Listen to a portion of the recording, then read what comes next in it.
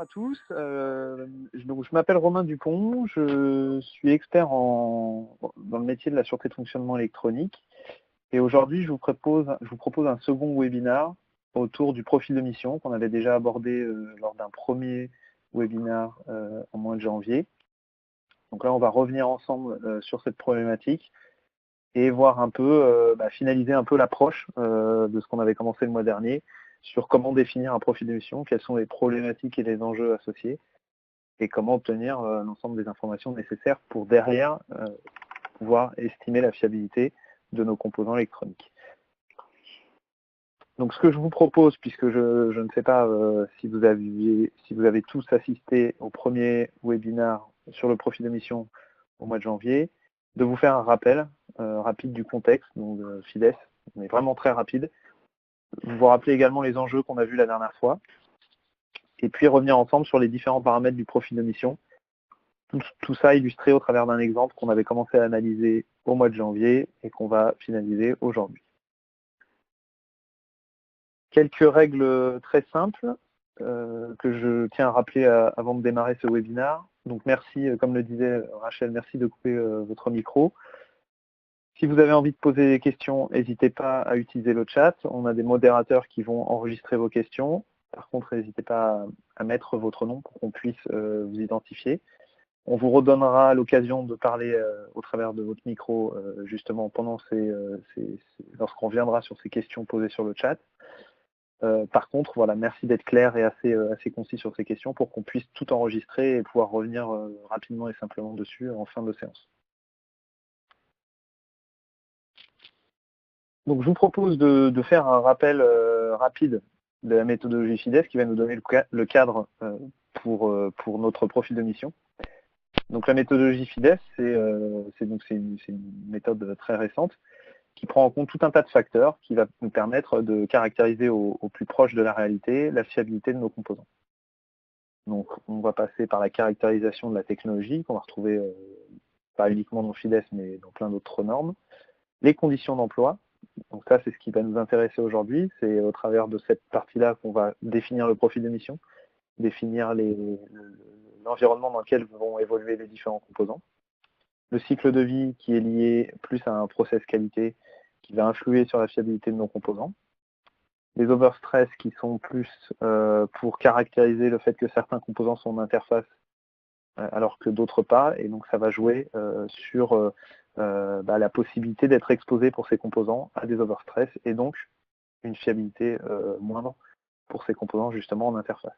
Puis enfin le type d'application qui est directement lié aux conditions d'emploi puisque en fonction du type d'application, on va retrouver des profils de mission qui vont être différents, des paramètres chimiques qui vont être différents. Si je prends l'exemple du naval, on va se retrouver avec des paramètres chimiques de type salin qui vont être caractéristiques d'un profil de mission sur ce type de bâtiment. Donc ça, c'est vraiment le cadre. Et nous, on va se focaliser vraiment aujourd'hui sur conditions d'emploi, qu'on avait déjà vu le mois précédent, et on va essayer de le caractériser dans son ensemble. Donc, pour rappel, toujours autour de ce cadre qui est FIDES, donc les taux de défaillance qui sont exprimés sous FIDES sont exprimés par heure calendaire, donc c'est important, puisque vous pouvez voir la formule du dessous, on retrouve bien cette notion de calendaire, puisque l'ensemble de notre profil de mission, enfin, du moins on va s'efforcer, alors il y a quelques cas particuliers, on ne va pas y revenir dessus aujourd'hui, mais on va s'efforcer de caractériser un profil de mission annuel. Donc c'est pour ça que vous retrouvez le 8760, qui nous permet de caractériser l'ensemble des phases, leur durée, et de le ramener toujours par rapport au temps total, c'est-à-dire une année. Donc pourquoi je vous montre cette formule? Parce que c'est très important, c'est ce qui va nous permettre de comprendre comment vont être découpées les phases et comment surtout on va pouvoir caractériser la durée de chacune des phases. Puisque derrière, FIDES va nous permettre de calculer les taux de défaillance de nos composants de manière calendaire, en caractérisant pour chaque phase le taux de défaillance de ces composants et en pondérant par la durée de la phase pour obtenir le taux de défaillance global. Parce que je l'ai sur mon plan. Sur le téléphone? Ouais, il donne Donc, un numéro. Alors, je m'arrête tout de suite, il y a quelqu'un qui a dû laisser son micro allumé. Merci. Donc, les enjeux, très rapidement.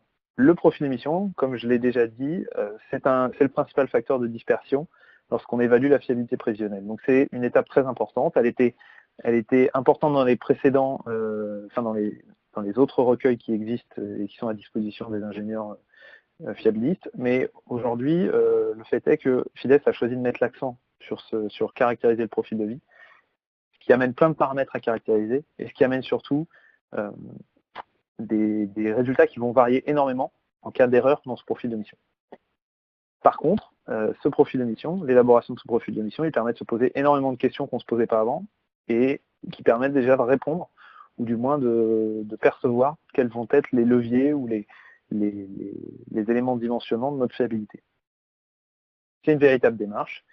Et enfin, chacun des modèles qui sont proposés dans FIDES, bien sûr, tourne autour de contributeurs physiques, c'est-à-dire qu'on a tenté de caractériser, au travers de retours d'expérience, quels sont les contributeurs physiques auxquels sont sensibles chaque famille de composants. En fonction du profil de mission auquel ils sont soumis et d'autres paramètres, eh bien, ces contributeurs physiques vont pouvoir venir dimensionner la fiabilité de nos composants. Donc, bien sûr, c'est une nouvelle méthode, donc ça prend du temps. Ça prend du temps à spécifier des profils de mission, ça prend du temps à les élaborer. Les nouveaux utilisateurs sont parfois déroutés puisqu'il y a énormément de paramètres. Mais ça facilite énormément de choses lorsque c'est en place. Déjà, ça nous permet de construire des bibliothèques de profils de mission. Ça nous permet, nos clients nous facilitent la tâche en spécifiant directement des profils de mission. Et puis, ça permet aussi de comparer plus facilement des analyses de fiabilité entre elles, puisqu'il n'y a pas des notions de facteurs correctifs ou de température ambiante ou pas température ambiante. Donc c'est vraiment quelque chose qui va au final faciliter la vie des ingénieurs en fiabilité. Donc ce qu'on avait vu la dernière fois pour le profil d'émission, c'était déjà qu'est-ce qu'il faut se poser comme première question, c'est quel type de plateforme. Est-ce que le type de plateforme a un impact ou pas sur comment vont être stressés nos composants. Exemple typique, un avion militaire et un avion privé type F7X sont pas du tout les mêmes profils de mission. Vous en doutez bien, il y en a un qui est déployé sur un théâtre d'opération, qui passe énormément de temps en maintenance ou au sol, et puis vous avez un avion privé qui, lui, fait régulièrement la navette sur des vols assez longs. L'emplacement dans la plateforme. Vos composants électroniques sont situés sur une carte. Cette carte, elle va être située soit dans une soute avionique, dans une zone pressurisée, non pressurisée, etc. Donc tout ça va faire que ça va influer sur le profil d'émission. Et puis la façon dont on va utiliser nos cartes, si elle est allumée tous les jours ou si elle est stockée 90% du temps et allumée que 10% du temps, bah, ça va nous permettre de caractériser différemment l'utilisation et donc la fiabilité. Donc ce qu'on avait vu la première fois, c'était sur les paramètres de profil d'émission, on avait caractérisé les premiers paramètres, c'est-à-dire quelles sont les phases, combien de temps durent ces phases, et quelle est la température ambiante associée à chacune de ces phases. Donc ça, c'était la première partie, c'était une étape déjà, on a pu voir, qui était assez longue, sur lequel on avait plein de questions, on avait plein de choses sur lesquelles on pouvait avoir des avis différents, des avis qui divergent, mais au final, déjà on a pu voir que les questions qu'on se posait étaient différentes par rapport à ceux qui avaient l'habitude de mener des études avec d'autres standards. La deuxième étape, ça va être toujours donc en repartant de la décomposition par phase, la température ambiante sur chacune de ces phases, la durée de chacune de ces phases, et ben on va essayer de caractériser quelque chose de très important, le cyclage de température, c'est-à-dire les variations de température dans chacune de ces phases. Alors, quand on reprendra l'exemple qu'on a fait la dernière fois, on avait bien vu qu'il y avait des cyclages de température, ça nous avait servi déjà pour identifier les différentes phases, mais on ne les avait pas caractérisés, ces cyclages de température. On avait caractérisé uniquement la température ambiante. Aujourd'hui, ça va être vraiment de caractériser sur ces phases qui ont été identifiées, quelle va être l'amplitude du cyclage, quel va être le nombre de cycles associés, la durée de chacun de ces cycles et la température maximale qu'on atteint au final. Il y a d'autres caractéristiques qui sont à prendre en compte dans le profil d'émission. Je vais moins m'y attarder pour la simple et bonne raison, c'est que c'est des paramètres qui sont un peu moins intéressants, entre guillemets, du point de vue de l'analyse d'un profil d'émission. Mais ils sont tout autant importants puisqu'ils ont un impact direct sur la fiabilité et pour certains un impact énorme. Si je prends le niveau de vibration, c'est quelque chose qui va impacter énormément la fiabilité au final. Donc il y a des taux d'humidité, on peut caractériser pour chacune des phases les taux d'humidité observés, les niveaux de vibration, les contraintes chimiques, j'en parlais au tout début en introduction, tout ce qui est environnement salin par exemple. Donc tout ça va nous permettre de caractériser l'ensemble des conditions environnementales auxquelles vont être soumis nos composants électroniques. Et bien sûr, alors je le rappelais en préambule de cette slide, mais c'est très important, si jamais on estime qu'il y a une phase qu'on a oubliée, ou il y a une phase sur laquelle on n'arrive pas à dissocier, on estime qu'il y a 2 cyclages à l'intérieur de cette phase, et bien peu importe, on va dissocier cette phase en 2 pour pouvoir y mettre chacun son cyclage qui lui correspond. Donc juste pour illustrer par rapport au modèle FIDES, j'en avais pas parlé la dernière fois, puisque nous on s'intéresse uniquement à la partie profil d'émission.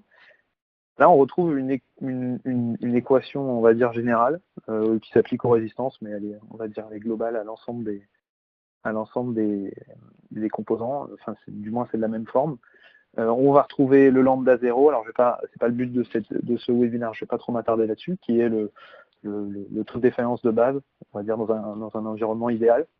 Ensuite, on va retrouver l'aspect durée de chacune des phases. Donc, on retrouve ce qu'on avait vu en introduction, c'est-à-dire la durée de chacune des phases. Et puis, ce que vous voyez, ce que j'ai appelé environnement et stress, eh ben, ça va être les facteurs aggravants, du moins les facteurs d'accélération, qui vont venir accélérer mon taux de défaillance de base. Et ces facteurs d'accélération, comment on les caractérise? Eh ben, on les caractérise au travers de notre profil d'émission, notamment.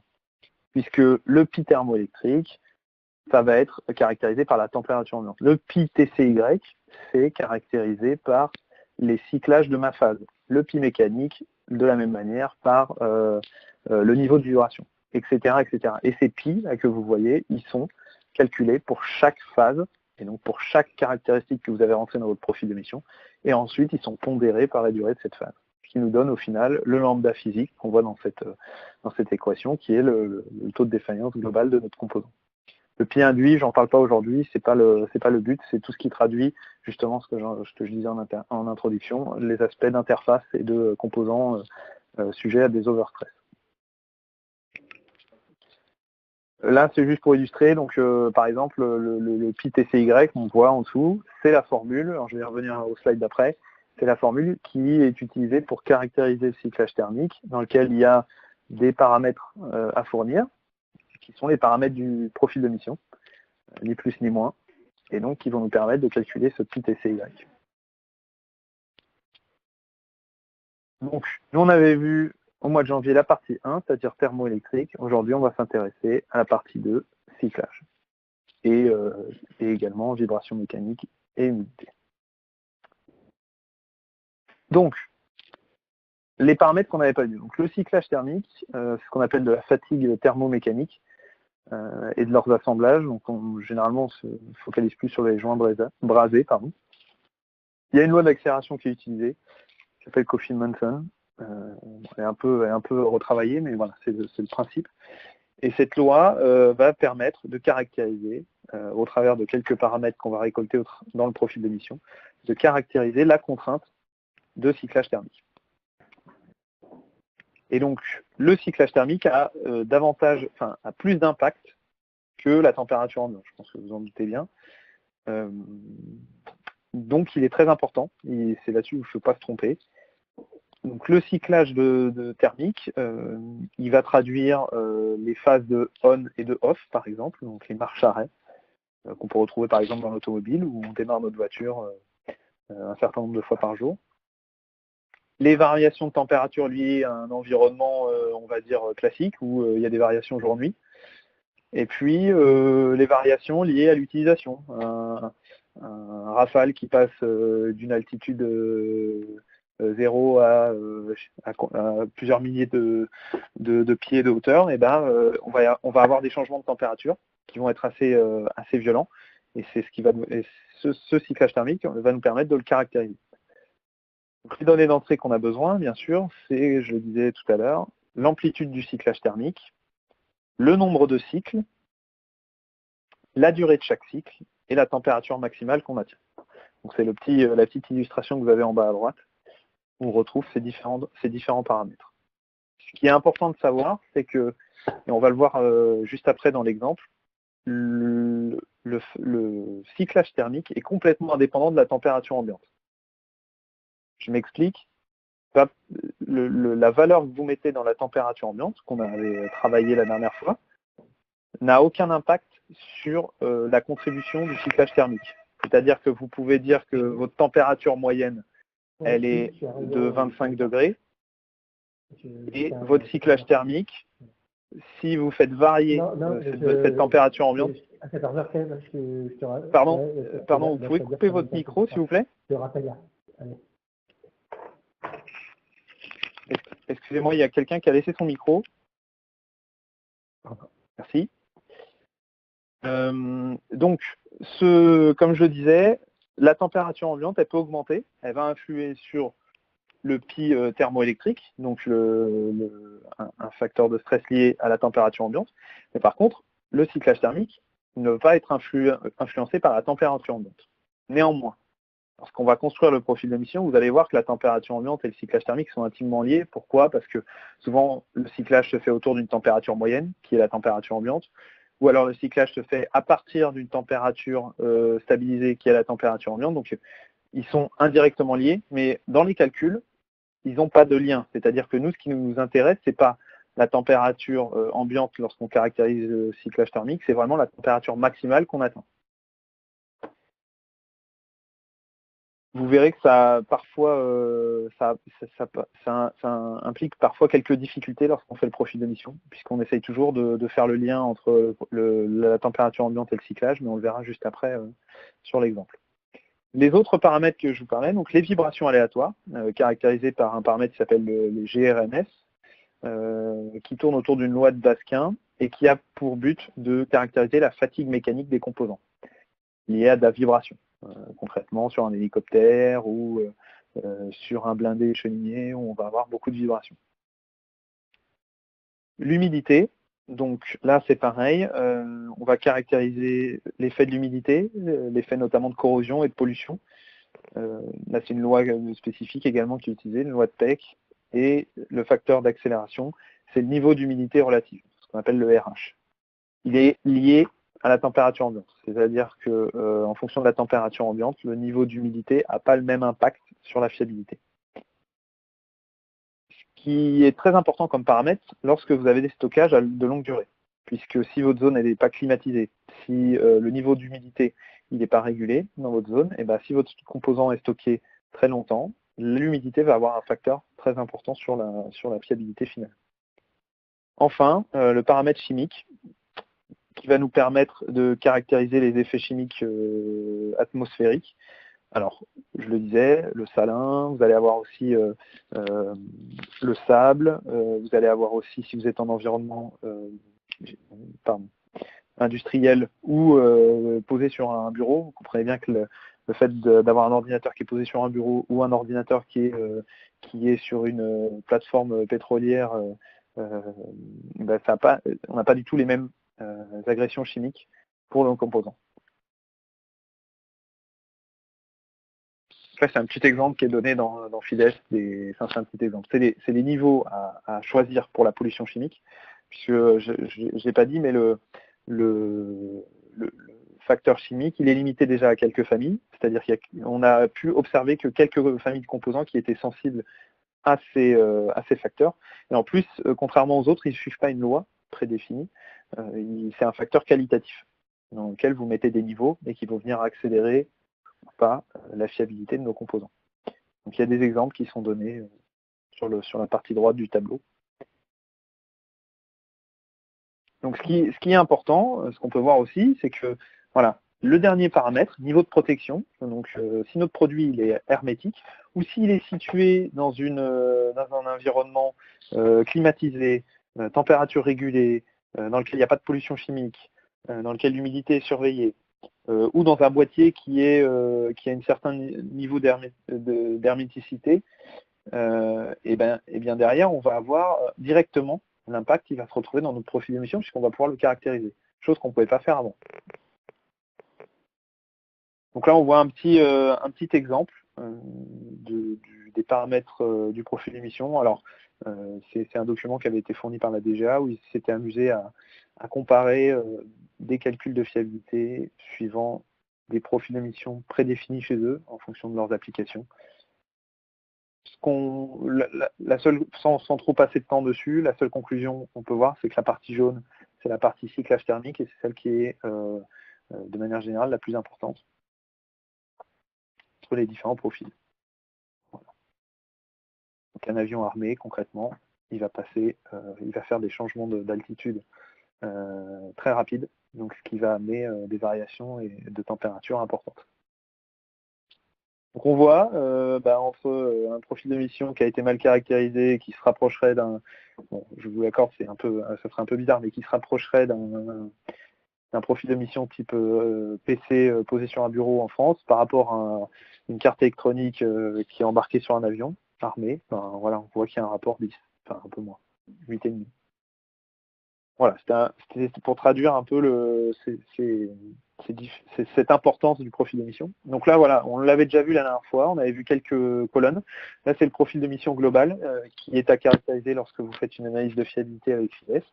On va retrouver nos phases, s'ils sont en on, s'ils sont en off. Alors c'est important, maintenant qu'on l'a vu, la partie humidité, la loi qui caractérise l'humidité considère que lorsque vous êtes dans une phase on, l'humidité n'a pas d'impact sur la fiabilité. Voilà. On considère qu'avec l'échauffement, avec la température, tout ça, ça fait que l'humidité n'est pas importante pour caractériser la fiabilité. Au contraire, en phase off, c'est là où l'humidité prend son importance et impacte énormément la fiabilité des composants. On va retrouver les températures ambiantes, la partie cyclage thermique qu'on va voir juste après sur un exemple, et puis la partie du bas où on va retrouver le facteur humidité, le facteur mécanique et les différents facteurs chimiques qui sont à caractériser de manière qualitative. Alors, avant de passer à un exemple, reprendre notre exemple de la dernière fois, est-ce qu'il y a des questions? Alors, je vais me retourner vers mon ami modérateur. Est-ce qu'il y a des questions qui sont remontées sur le chat? Non, il n'y a pas de questions sur le chat. D'accord. Très bien. Donc, je vous propose de continuer, à part si quelqu'un a une question sur cette première partie. Très bien. On va continuer. Alors, ça veut dire que tout le monde a compris.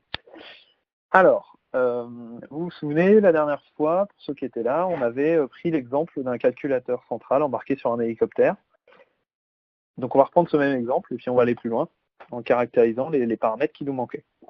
Donc, je vous rappelle, le profil d'utilisation annuelle, 365 jours par an, un vol par jour, où le calculateur est en fonctionnement. Un vol se caractérise par 2 heures de vol, calculateur en fonctionnement bien sûr, une demi-heure de mise en marche au sol en amont, une demi-heure de mise à l'arrêt au sol après le vol, et puis il nécessite 2 heures pour refroidir le calculateur, c'est-à-dire que la température ne revient pas à la température de stockage avant 2 heures. Voilà. Ça, c'était les données d'entrée. Donc, comme je l'avais dit la dernière fois, sur ces 2 slides-là, je vous présente les données un peu brutes, ce qu'on peut retrouver parfois. On va dire qu'aujourd'hui, elles sont un peu mieux caractérisées, mais parfois, on peut retrouver des données brutes comme ça, ou les récupérer de manière partielle ou dans différents documents. Donc là, c'est fait exprès, hein, c'est pour vous montrer un peu comment compiler toutes ces données dans un profil de mission. Ensuite, on a des informations sur l'emplacement des composants. Donc, les composants électroniques sont situés dans un hélicoptère, dans la soute avionique.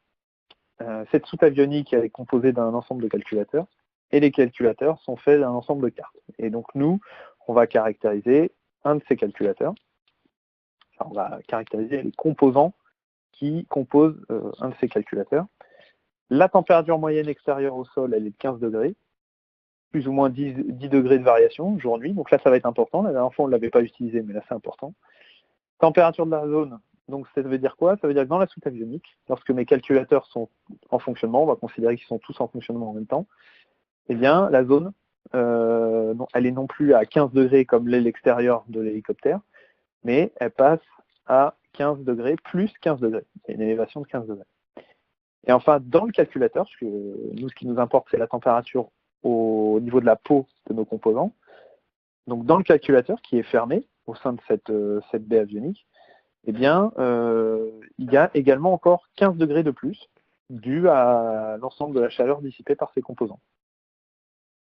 Et enfin, lorsqu'on vole avec cet hélicoptère, on considère que comme on gagne en altitude, on considère que la température à l'extérieur de l'hélicoptère passe de 15 degrés à 5 degrés.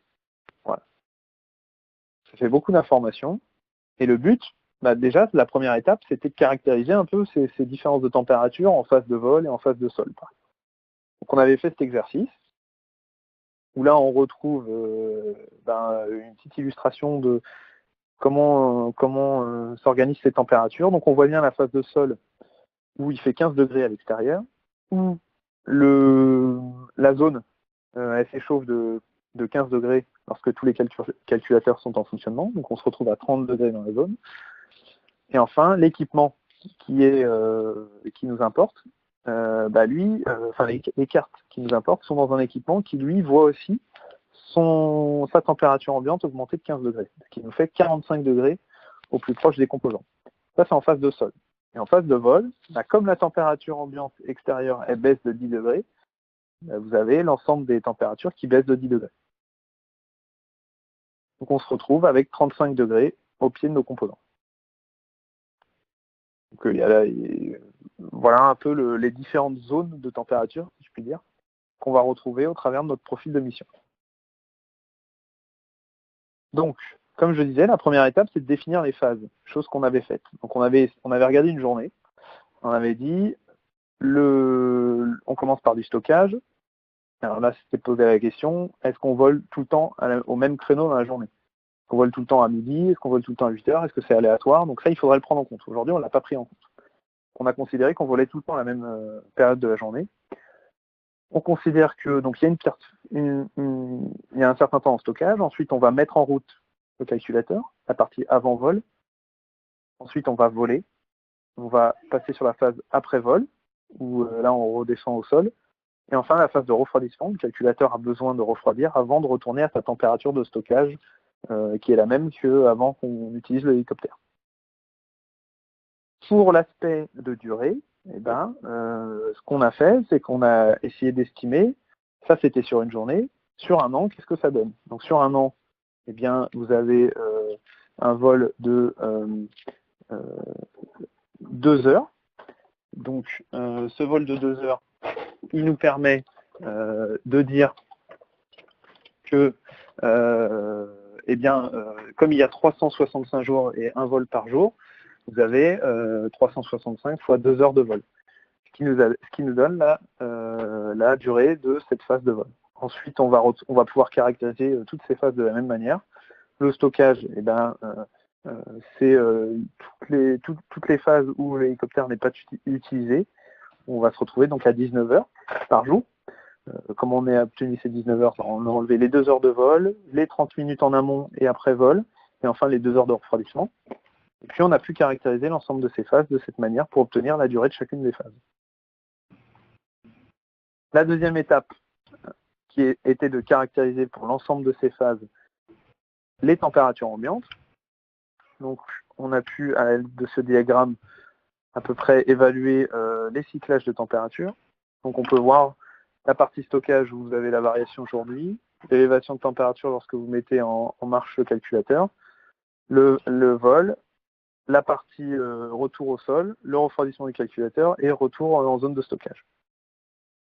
Donc c'est ce diagramme-là, ce dernier diagramme qui vient de s'afficher, à l'époque, au mois de janvier, on l'a utilisé uniquement pour caractériser les températures ambiantes. Maintenant, on va l'utiliser pour caractériser les cyclages. Les points bloquants, c'est quand est-ce qu'on démarre dans la journée. Je l'ai déjà dit, ça va changer quelque chose. Pourquoi? Parce que si vous démarrez le midi, on va dire qu'il fait 20 degrés, et que vous passez à 45, bah, vous avez une élévation de température de 25 degrés. Par contre, si vous commencez à 10 degrés, parce vous commencez en pleine nuit, bah, vous n'avez plus une élévation de température de 25 degrés, mais vous avez une élévation de température de 35 degrés. Donc c'est là où il y a la différence. Ensuite, là, sur les notions de température ambiante, on en a déjà parlé, je ne vais pas y revenir. Et enfin, les cyclages thermiques sont difficiles à caractériser. Pourquoi ? Parce que ces cyclages, on ne sait jamais trop est-ce qu'il faut considérer un cycle, c'est-à-dire c'est quelque chose qui se répète. Est-ce qu'on considère qu'il faut dissocier deux cycles lorsque la température, par exemple, chute et puis revient à son point de départ? Donc voilà, toutes ces questions font que le cyclage thermique, il est souvent appréhendé de différentes manières, mais on arrive régulièrement, normalement, à retomber sur les mêmes approches. Donc reprenons ce cyclage. On avait caractérisé donc les différentes phases, les durées associées ainsi que la température ambiante. Donc ça, c'était le travail qu'on avait fait la dernière fois. Maintenant, si on veut caractériser le cyclage thermique, eh bien, première question, donc, la partie stockage. Donc on avait dit, dans les données d'entrée, que c'était 20 degrés en moyenne. Non, c'était... oui, c'était ça, c'était 15 degrés, alors j'ai un doute. Je reviens en arrière. Voilà, 15 degrés plus ou moins 10. Donc, on avait considéré que c'était 15 degrés de moyenne, et autour de ces 15 degrés, on variait de 10 degrés. Donc, on a considéré le cyclage suivant, 10 degrés, l'élévation de température, le delta T, donc c'est sans signe, hein, c'est plus ou moins. Le nombre de cycles, vu que c'est un cyclage jour-nuit, il arrive tous les jours, donc il y en a 365 cycles. La durée d'un cycle, on l'avait vu, bien c'est 19 heures. Pourquoi ? Parce que si on enlève toute la phase de vol, de préparation et d'après-vol, de refroidissement, on se retrouve à 19 heures par jour où il est en stockage. Et la température maximum atteinte, c'est là où ça se complique, c'est est-ce qu'on considère que la température maximale, c'est la température avant qu'on allume le calculateur, ce qui est vrai, et donc on va atteindre une température maximum de 20 degrés. Mais on aurait pu considérer que la température ambiante de 15 degrés, c'était pas une température moyenne, on veut être conservatif et on va considérer que c'est la température la plus basse. Voilà, il y a plusieurs approches qui font qu'on aura peut-être des cyclages différents. Mais au final, le principal, c'est de discuter avec le systémier, celui qui a la vision la plus claire de l'environnement et de comment est utilisé l'hélicoptère, en l'occurrence, pour pouvoir caractériser ce cyclage. Mais on voit déjà qu'avec un cyclage rien que jour-nuit, c'est compliqué. Ensuite, on va passer à la mise en marche du calculateur.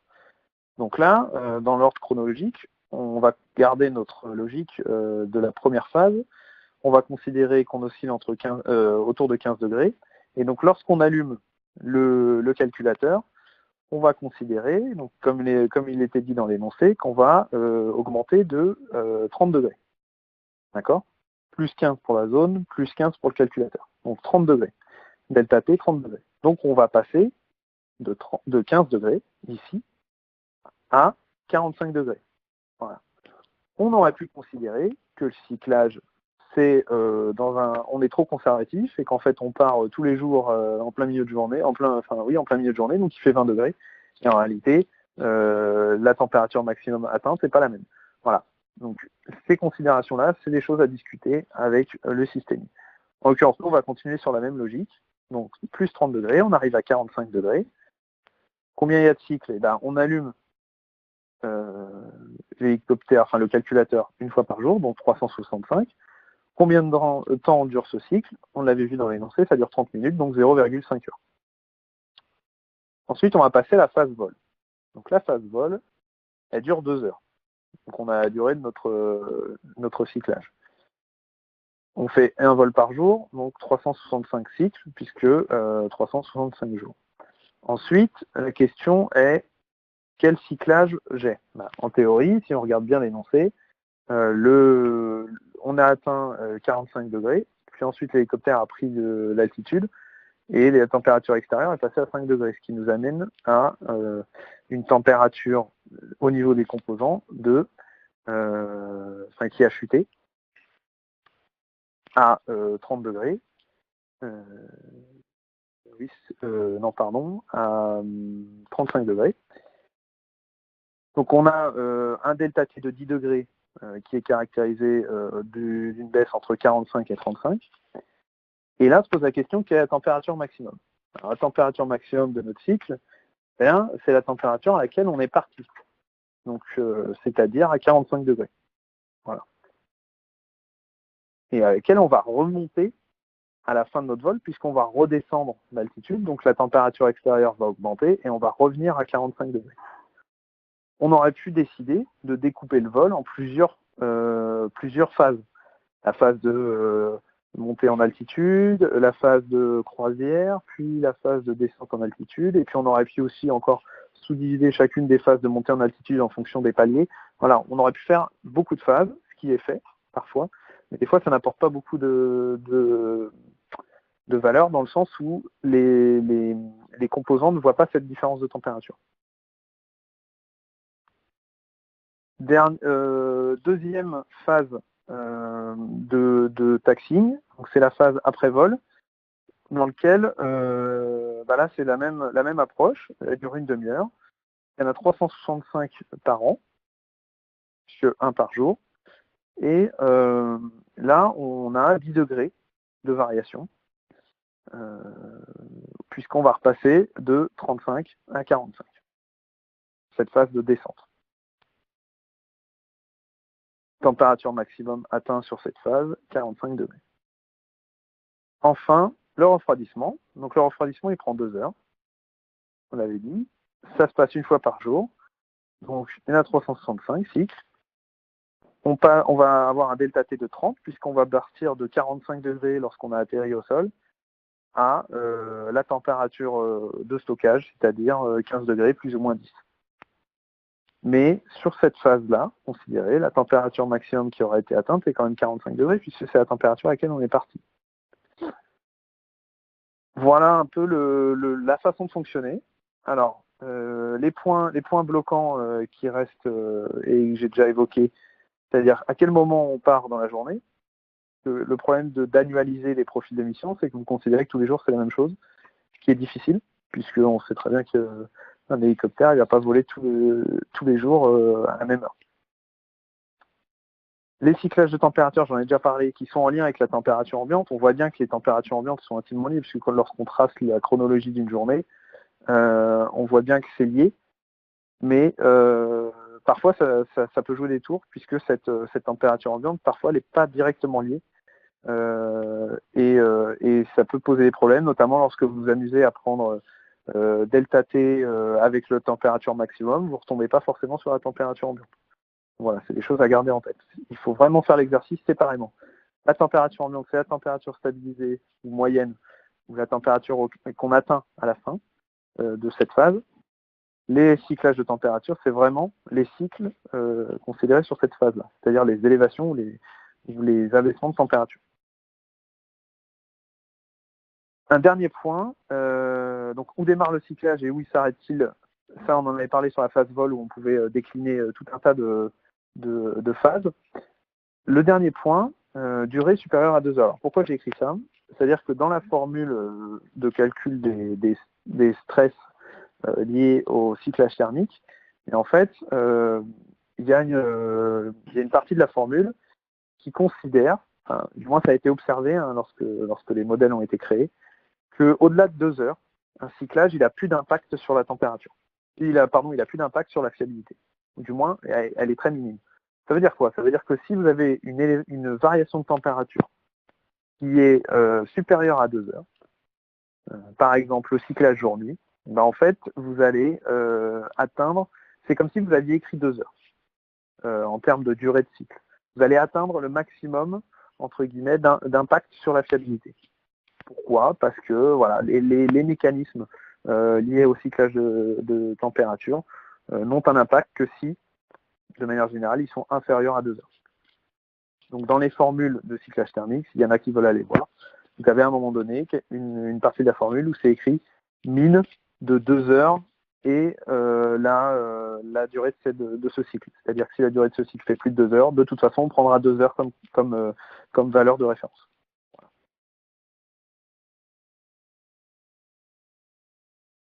Donc, je n'ai pas parlé, comme je l'ai dit, des vibrations mécaniques, de l'humidité et des impacts liés à l'environnement chimique, tout simplement parce que c'est des choses qui sont moins importantes dans la démonstration de l'intérêt du profil d'émission, mais qui ont toute leur importance dans la caractérisation de la fiabilité.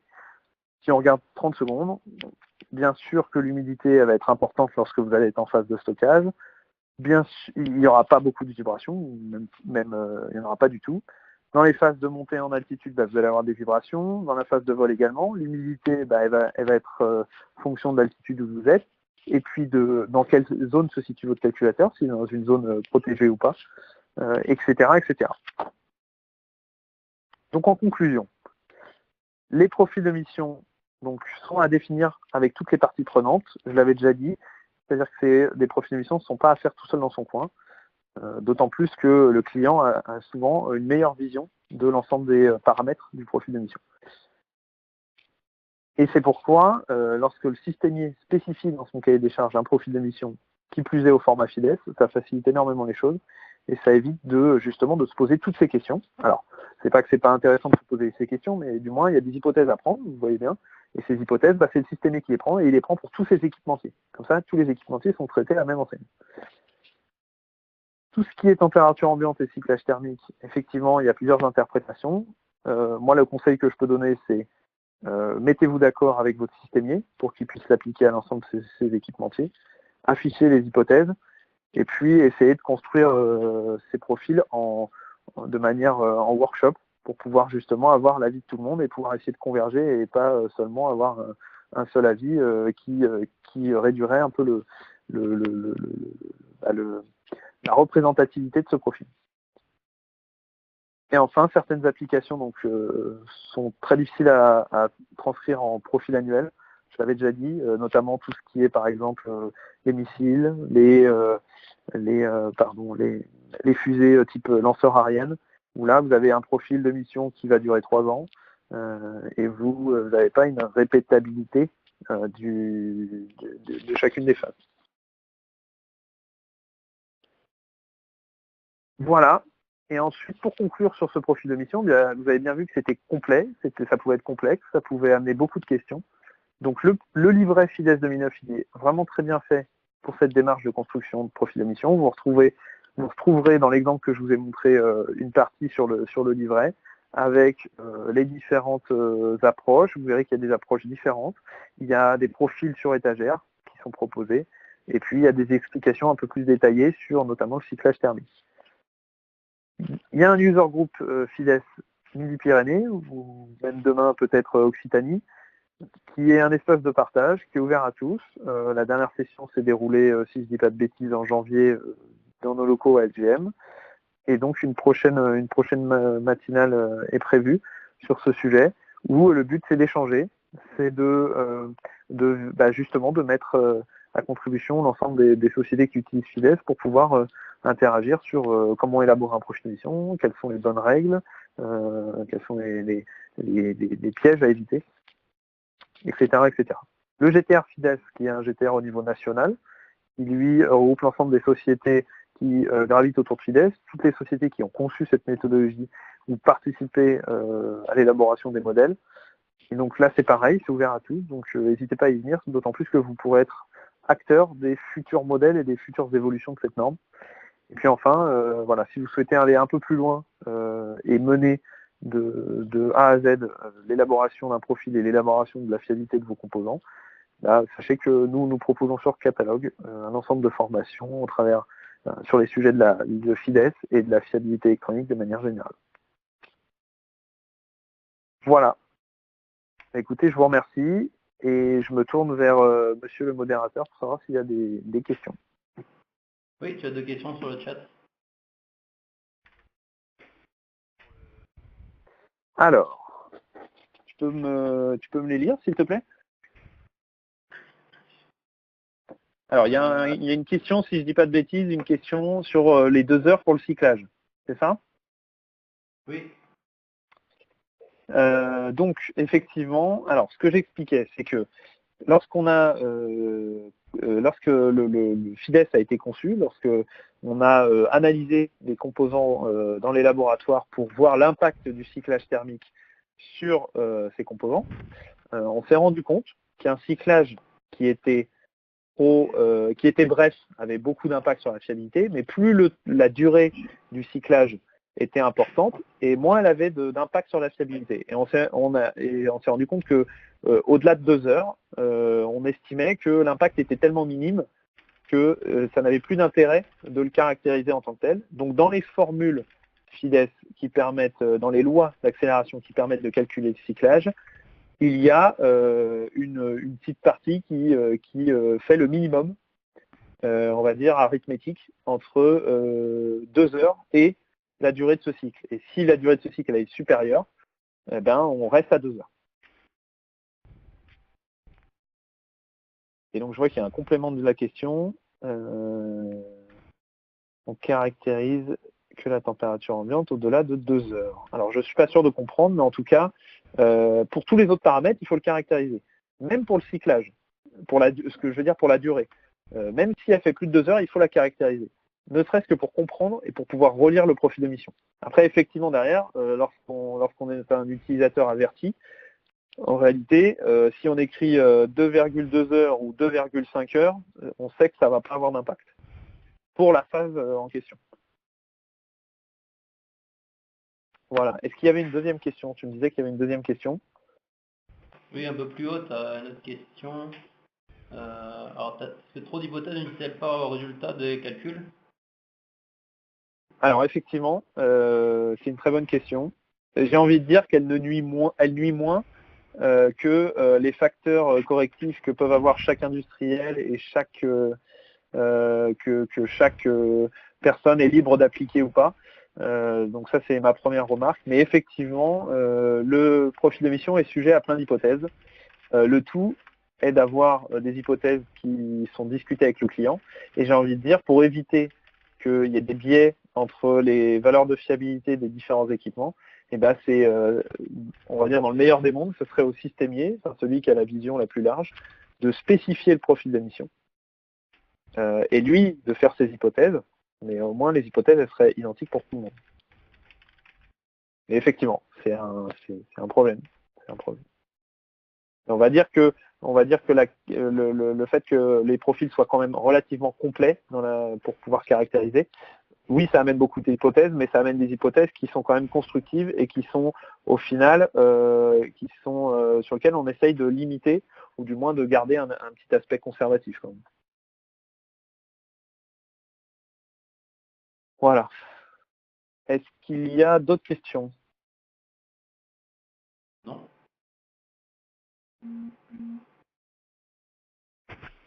Oui, il y a d'autres Non, questions. pas de- Que faire dans les pieds trop chauds? On risque d'avoir plus de 100 degrés. Dans les pieds? C'est ce qui est écrit sur le chat. Dans les pays. Voilà, c'était une Pays. faute de frappe. D'accord. Que faire dans les pays? On risque d'avoir plus de 100 degrés. Alors, Oui. tout dépend déjà si on fait des profils par pays. C'est le cas par exemple sur les programmes d'armement où les profils de mission caractérisent un peu les programmes d'export.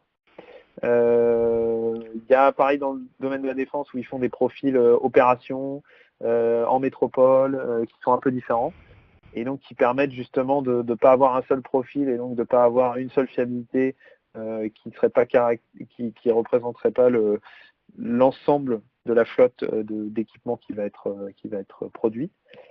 Mais effectivement, dans des pays où il fait très chaud, on peut avoir des températures très chaudes. Après, en réalité, si ces températures sont, comme il est dit, 100 degrés, en réalité, généralement, soit il y a des moyens de ventiler ou de climatiser et de maintenir une température acceptable, soit l'industriel est capable de prouver que déjà le fonctionnement de ces équipements n'est pas altéré, ou du moins pas trop altéré à des températures extrêmes. Après, il y a des limites de mémoire, c'est 125 degrés FIDES. La plupart des modèles sont valables pour un maximum de 125 degrés, ce qui nous laisse déjà une belle latitude.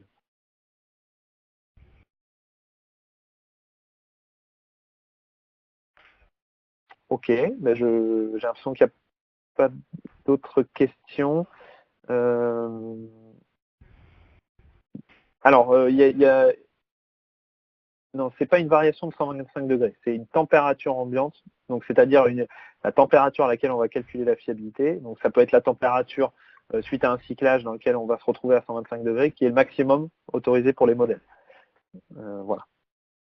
C'est-à-dire qu'au-delà de ces valeurs-là, les modèles, on peut toujours calculer, on ne vous empêche pas de les calculer, mais il y a un biais qui va faire que les valeurs ne sont plus, du moins, les modèles qui sont utilisés ne